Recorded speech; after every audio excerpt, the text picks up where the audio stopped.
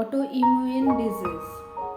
Autoimmune রোগ হলো এমন একটি স্বাস্থ্যগত অবস্থা যা তখন ঘটে যখন আপনার রোগ প্রতিরোধ ব্যবস্থা আপনার শরীরকে রক্ষা করার পরিবর্তে আক্রমণ করে। এগুলিকে অটোইমিউন রোগ বলা হয়।